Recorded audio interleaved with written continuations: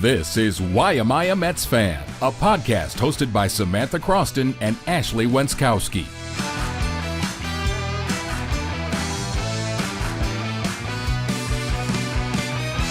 What's up, everyone? Welcome into another edition of the Why Am I a Mets Fan podcast. That's Ashley Wenskoski. I'm Samantha Croston, and we are two Syracuse-based sports reporters. Be sure to like, comment, and most importantly, subscribe. We really appreciate it when you do that. We're here today to talk about something we have talked about for several weeks in a row, but it just continues to somehow get worse. It's an epic collapse outside of last night's walk-off win, which was awesome. But beyond that, my goodness, did the Mets have some work to do. Hello, Ashley. How are you doing? Hello. I'm ready to get into the weeds, the mathematics, the probabilities. There are 12 games in the season left. The Mets do not play tonight. Obviously, 8-game losing streak before that walk-off win last night. Things are getting scary. Things are getting down to the wire. I mean, things are getting scary because we're about to attempt math on this podcast. Also that's that. when you know it's a bad situation. I had to write out extensively like probability situation because we're not doing that off the top of our head. Let's be honest. But this is what frustrates me. All of this math is necessary because the Mets aren't playing well. We could have been in a situation where math wasn't necessary. You know why math is necessary? Because they lost 7 or more games in a row 3 different times this season. Come on! How are they over 500 when you take that into account? Dang. My God. Agree. The Mets are 77 and 73. They hold a 1.5 game lead for the third NL wildcard slot over the San Francisco Giants. And Ashley put who sold to them at the trade deadline. But very good. Besides that, since we last spoke, the Mets won 1 game. It was the game that happened yesterday. Are we going to talk about the game that happened yesterday first, or all of the events that preceded that? I kind of feel like we should talk about all of the events that preceded that. Okay, might be a little math. backwards, but I'm ready to get into the weeds. So first of all, 12 games left to play. The Mets are it's essentially third wild card or bust at this point. They're 8.5 games behind the Cubs for the first wild card, 5 games behind the Padres for the second. Obviously, they are going into a series with the Padres, could close that gap. The Phillies, by the way, I mean, I had to rub my eyes yesterday. They are 12 games ahead in the division, a division that we were sitting here talking about a month ago that the Mets were in the race for. Lots to unpack there. However, all of that to say that the current odds for the New York Mets to make the playoffs from Fangraphs is 80.4%. I just said to you before we started recording, it might be 80.4%. I actually think I'd feel good about betting money right now that the Mets don't make the playoffs. No, I swear to God. Literally before we came on, Ashley's like, they very well might not make it. I'm like, Ashley, this is 80%. She's they can't win a they game. May not. Nope. No, but 80% feels like it's just going to dwindle and dwindle and dwindle. It's 80% if you're not a ball knower and ball watcher. You know it's not 80%. It's 80% if you didn't grow up a Mets fan. Come on. Thank you. It's like 50%. Yeah, right no, now. I would go with 50%. Right? So it's the third wild card or nothing, and they're trying to hold on to that third wild card for dear life. I saw somebody on Twitter say that it's a mid-off for the third NL wild card, and that's like the funniest thing ever. So I had to reuse that. They're 1.5 games up on the Giants, like we said, 2 games up on the Diamondbacks, 2.5 games up on the Reds. Now, when you get into the nitty-gritty here of the tiebreakers and the what happens if they're all tied at the end, things get dark. So they hold the tiebreaker over the Giants. I guess that's the good news because they're closest to the Giants. They do not hold the tiebreaker over the Reds. They tied the season series with the Diamondbacks, and then like the next level is if you tie the season series, it's your record within your own division.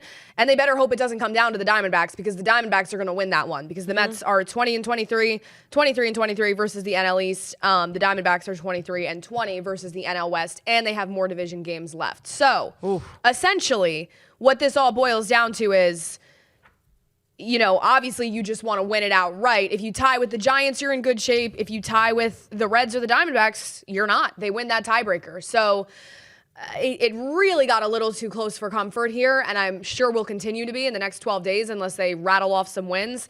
And not only that, but it's like the Giants sold at the deadline, the Reds slumped, the Diamondbacks, I didn't even think we're going to be in playoff contention. Like these 4 teams in the NL, it's like, do any of them really even deserve to be playing playoff baseball? And I think that you have a stat that really captures that. With 12 games left to play, the Mets are currently on pace for 83 wins. This would be the second lowest wins for a playoff team in the wild card era, which began in 1995. You little statistician, you. Really a lot going on here. I got statsy this week, but we needed to have some number. I'm sick of ranting and raving. I need some numbers to back it up. But I understand that, and I feel like the numbers here are really powerful. Like, when we're talking about, the tiebreakers and whatever, you're right to say that it would just be easier if they won a couple of games. Oh my they God. really, which this is crazy to say, because I do feel like at this point the Mets have been a mid-baseball team for quite honestly 3 crisp months. Bulk of the season. Crisp months. Yeah. However, they really are still ultimately in a place somehow where if the season ended today, they'd be in the playoffs. They could make it into the playoffs, and based on the competition, they should make it into the playoffs. But let's be real.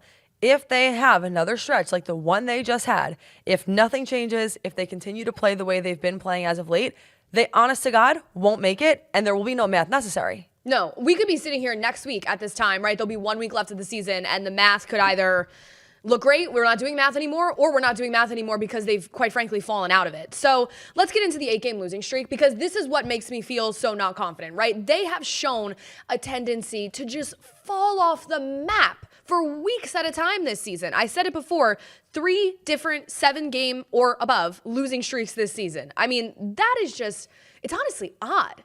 Like, we can talk about the stuff in the clubhouse, Mendoza, whatever, but that just, how does that even happen? Like, it's statistically improbable. I actually agree. It's a little bit scary because I do feel like when even you're listening to the reporters and the post-game pressers and all of the Mets players are really convincingly saying that they have been doing all of the right things and they've been training the right way, something is actually not adding up here. No. Like, for the amount of talent that's on the roster, I'm mostly just concerned, confused. I'm a little baffled. Yeah. Bamboozled, one might even say. Yeah. It's really just genuinely a mystery. And honestly, when we're at this point, I mean, we're talking about making it into the playoffs. Like, I'm asking any Mets fan right now, do you feel good? They're going to have to play a 3-game wild card series. Do you feel confident that they have the pieces to win that series in advance? Are you happy now with your choice to be a Mets fan? Yeah, I'm literally. asking all of you. No, I understand. Well, let's start with the disaster class that happened over in Philadelphia. They were outscored 27-10 throughout a 4-game series. Anything else you'd like to add to that? I mean, really, that paints the picture, right? The Phillies scored 9 runs one night, 11 runs the next. The first game, they lost 1-0, which you just felt like when they lost that first game 1-0. McLean pitches a gem, and they just can't score a run. First time they're shut out in Philadelphia in almost 5 years. Like, you felt like when they lost that game, that was a bad precursor. You can't be losing 1-run games in Philadelphia. Manaea is a mess. Like, we've talked about Manaea, but he's just a disaster. Tomorrow, Tuesday, they're planning on piggybacking him with Clay Holmes and doing kind of like a double start situation, which I think has been coming down the pipeline for a while, because when he goes out there solo, he is 3-8. The Mets are 3-8 this year when he pitches. He has not yet gone 6 innings in a start. I mean, he's given up home runs after home run. I don't know what to do with Sean Manaea. Obviously, he's hurt, the offseason surgery, whatever. And then you saw in Philadelphia, you really saw the pitfalls of facing a team that, I mean, I don't even look at the Phillies and say, wow, that is you looked at the Dodgers last year in the NLCS, and it's like, wow, that is a great team. Yes. Like, that is a firing on all cylinders. The Phillies have their moments, right? The Mets swept them in a series just before this, 2 weeks ago. I don't think the Phillies are a dominant team. I think they've pulled away in the NL East because of the caliber of the competition. But you see, I guess, what happens when a team just has even competitive pitching, right? They have Luzardo, Duran, the like their pitching keeps them in games, and then they have a chance to win those games. Pitching that you can count on, pitching that you can trust. Yeah. That's not what the Mets have right now, and I don't know if that's what the Mets are going to have all season. However, when I look at this series in Philly, and I'm curious to see if you would agree with me on this or not, the blowouts actually bother me less than the 1-0 loss when McLean is pitching. Don't do that, okay? McLean has been absolutely throwing gems. At this point, he is like the freaking ace of the team. I know. And when he is out there, of all people, you need to win that game. Do not, on a game when McLean is out there pitching, go out there and score absolutely 0 runs. Yeah. It's very disrespectful, I think. I agree. Opinion. You know what he's getting? He's getting the Jacob DeGrom treatment. That's right. And you know who gave us a visit at Citi Fields? Jacob DeGrom. That's right. Speak of the devil. Yeah, this was just we're hitting the spark notes from the 8-game losing streak because nobody needs to go through that game by game, quite frankly. The Jacob DeGrom homecoming, it's like, why don't you just take my open wound that is bleeding out in terms of the New York Mets pitching and just rub salt right in there? Just give it a good sting. I completely agree. DeGrom, I mean, they made a whole thing about it. It was like DeGrom versus Tong. The Mets social media was promoting it. DeGrom, on returning to Citi Field, said, quote, "I wanted to throw up all day. Honestly, it felt like I was making my debut." So appreciate the honesty there. There was some discourse over if they gave him enough of a tribute. They played a video tribute before the game, and then they played his song, Simple Man, pregame, but they did not play it when he took the mound. And you know what, honestly, listen, DeGrom's a great pitcher. If he had a longer career, we could be talking Hall of Fame caliber. However, the bottom line is he chose to sign a contract somewhere else and leave New York very openly. Pre-game's nice. Do we need to give the guy his walk-up song during the game? I think that's a little far, personally. FFS. He's still the opponent. FFS, exactly. I'm trying not to curse on this podcast anymore. Sorry. But if we could, I'd do it.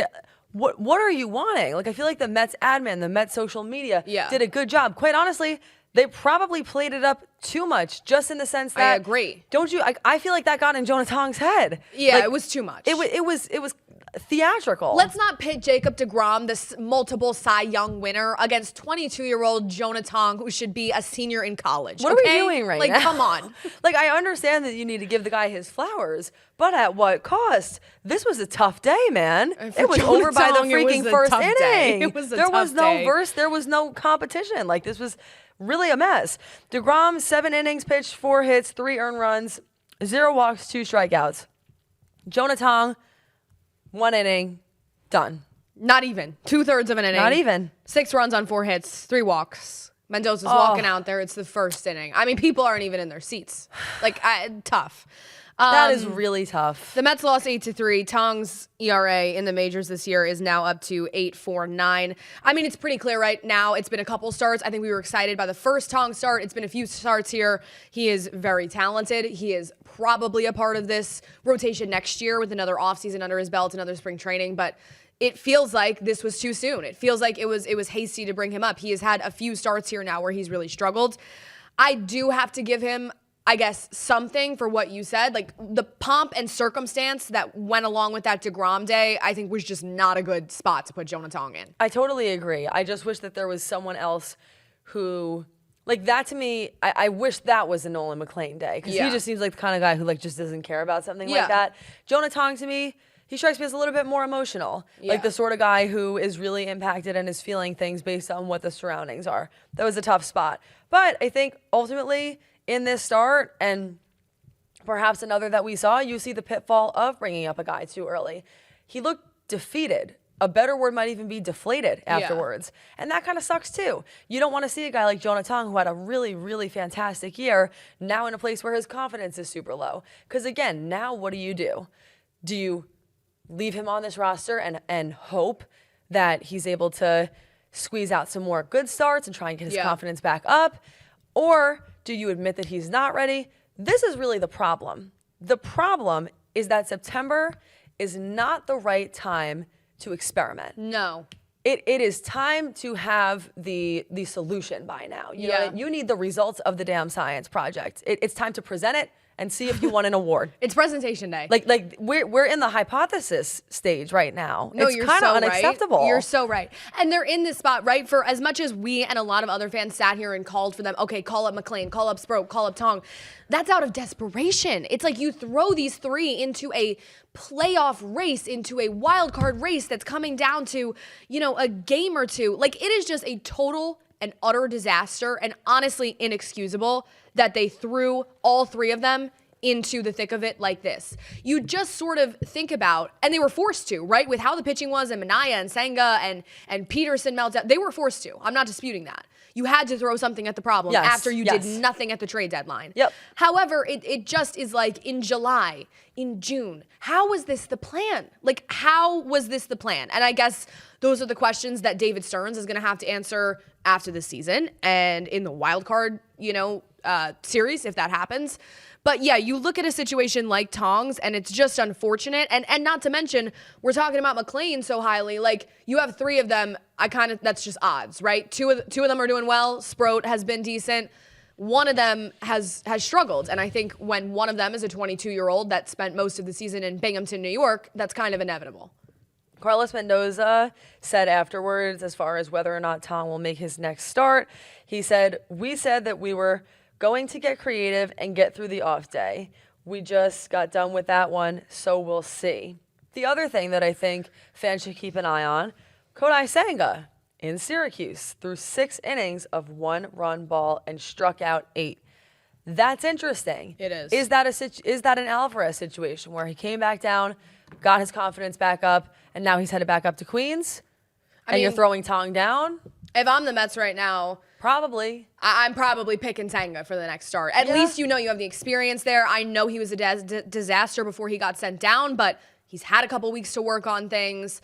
I guess if I'm throwing darts at a board, I'd rather throw the Senga dart right now. Yeah, I understand that. But again, it's tough. I think either way, you're making a decision that it could impact one person. Like if you bring Senga up, which I think is probably the right call, then in a way you wonder if Tong's confidence is depleted. You know what I mean? Yeah. And I wish it didn't have to be that way, but unfortunately now, because we are in a playoff race and the Mets are getting close to potentially being in the playoffs, like, you just have to go with the hot hand. I'm not sure what else there is to say. I think any way you slice it, unless Tong makes another start and it goes fantastic, it's a tough experimental end to what was a great season. Literally today, Monday, he won the award in the Mets organization for Minor League Pitcher of the Year. Like, he was fantastic all year long. And so, like you're saying about the confidence and stuff, it's just sort of brutal.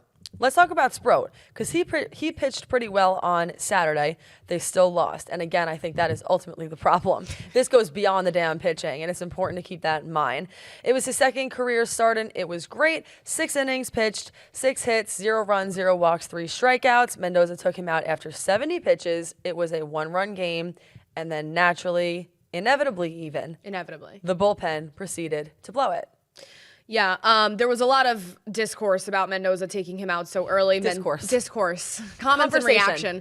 Mendoza said, quote, "Even though it was only 70 pitches, when you looked up in that 6th inning, there was a big-time velocity drop. We're talking about 5-6 mile an hour from 97, 98 to 93, and there was some hard-hit balls there." I guess I don't disagree with that. That is obviously something tangible that he noticed. It is a long season. Brandon Sproat has thrown more innings than he's ever thrown in his life now. You do want to preserve the arm, especially like heading into the playoffs here in whatever way they would use him. But it's just tough. I think it's even tougher to know that, right, he gives you 6 scoreless innings, 70 pitches, and everybody just holds their damn breath when you see the first guy trot out from the bullpen. Inevitable, even. Yeah, Jeff Passan afterwards sent out this tweet that said, special. "This is special. The New York Mets, losers of 6 straight, are down 6-0 and facing Jacob DeGrom." That's a powerful opening sentence just to start. Tough. Since starting 45-24 and owning the best record in Major League Baseball, the Mets are 31-47, better than only the Rockies, Twins, and Nationals. This isn't a collapse. It's a disintegration. Disintegration is just like an insane heater word to describe it. It really is. Even just thinking about conceptualizing the life that we lived in May and June when they had the best record in baseball, you will look at this team these days and you're like, how on earth was that possible? I know. It's the records of all of it for me. And I'm not always a huge numbers girl. But really, I think if I had to write a book about this season, and we could talk about what the chapters would be called, but the title of the book would be, How Is That Possible? 45-24 and then 31-47.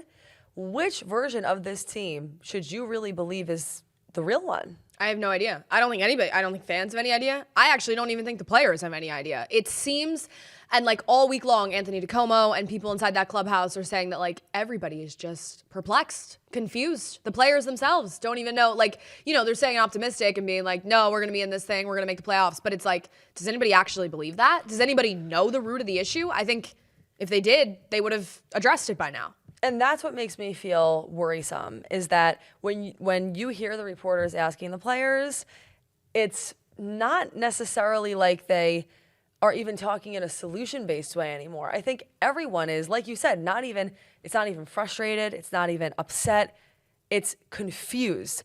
And like, what do you even do with that emotion in sports? How do you claw your way out of confusion? I have no idea. I think I like Carlos Mendoza. I don't think on the record he deserves to lose his job at this point. I think maybe if they miss the playoffs, it is a legitimate question. But I think even Mendoza doesn't know what the hell to do, right? He says, quote, "I'm responsible. I'm the manager. It's my job to get these guys going, and I will." And we'll talk about the Sunday win in 1 minute, but just because we're on the topic, I want to read something that Ken Rosenthal wrote this week because it was circulating on like Mets social media, and I thought it was really interesting. He said, quote, "Big stars create a different and occasionally uncomfortable dynamic.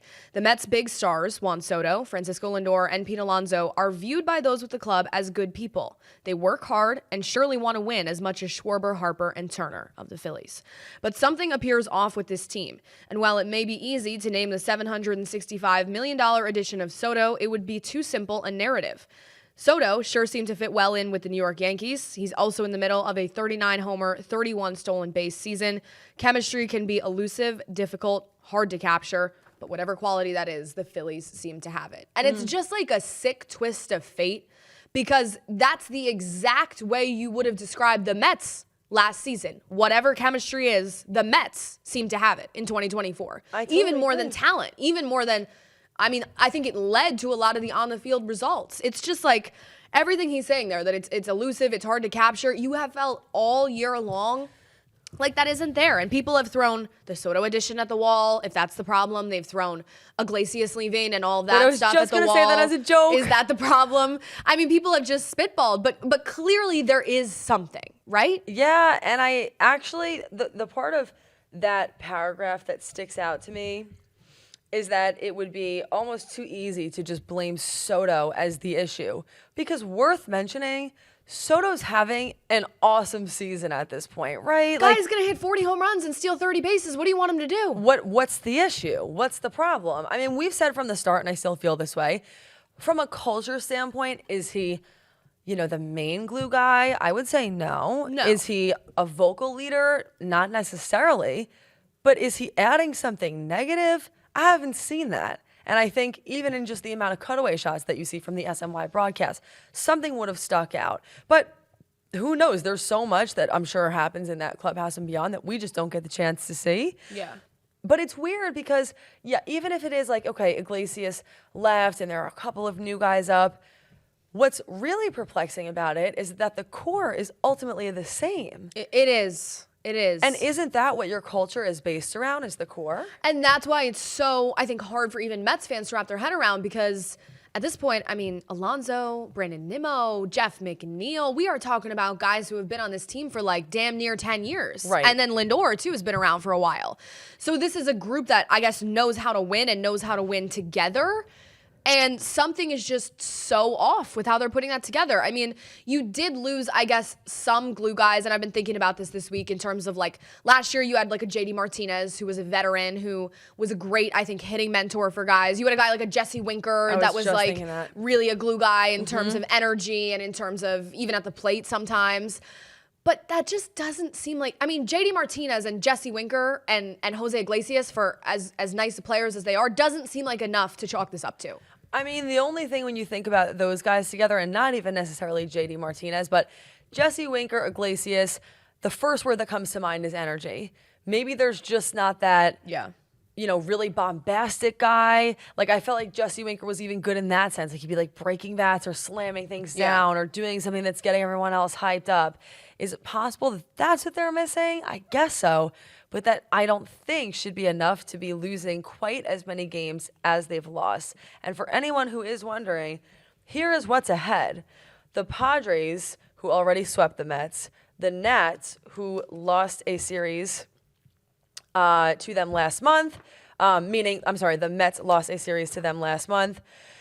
the Cubs and the Marlins, which we all kind of know how that tends to go for the Mets. Is spooky, honestly. Yeah, it really that's a little ghoulish. So honestly, not the worst lineup when you really look at the stats and the level of competition, but arguably not the best. I mean, the Nats and the Marlins, yeah, and beatable teams. And then the Padres and the Cubs. Like, if I was feeling at all optimistic right now, I'd say that's a good draw because they're ahead of you in the wild card race. But I'm just not.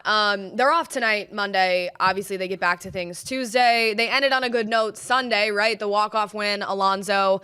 Really, I mean, a gift from the heavens, just Pete's 3-run home run. You want to talk about a time and a place that was important for somebody to provide a spark. Holy mother of God, that would have been 9 in a row. McLean, another great start. We've talked about McLean. We've given him his flowers. He now has the lowest ERA, by the way, through 6 career starts with the Mets. Really feels like they found their future ace there, and I hope that continues into next season. But I mean, that home run from Pete in extras just felt like the entirety of Citi Field and Mets world took like one giant breath of air. They had been holding their breath for a week. No, I know. And you knew at some point, it was like they're bound to win eventually. They have to. Stats just show that this is eventually going to happen. But at what point is it going to be too late? I mean, it is really... We've said this a few times now. We have watched them lose the division. We have watched as they have lost out on the first and likely second wild card spot. Yeah. To say that this is the last time that you and I can sit at this table this season and really say it's now or never is an understatement. Like this is the last time that you're going to hear me say that because it's just true. Yeah. There's nowhere else to go from here but out of the playoffs. Honestly, if we're counting pennies at the last series of the season next week against the Marlins, I think we're screwed. I just want to put that on the record. All right, so we're going to say it. Ashley puts, if you had to bet right now, and this could be our question of the week, do the Mets make the playoffs, and do they make it out of the wild card round? Do the Mets make the playoffs? Do the Mets make the playoffs? With 12 games to go, I want everybody to tell us in the comments how you're feeling. Does this team pull it out and make the playoffs? What do you think? I mean, after they lose 8 straight? I said I'd bet no, but I hate having that energy. I think it obviously comes down to what happens this week. You really think no? Like your gut tells you no?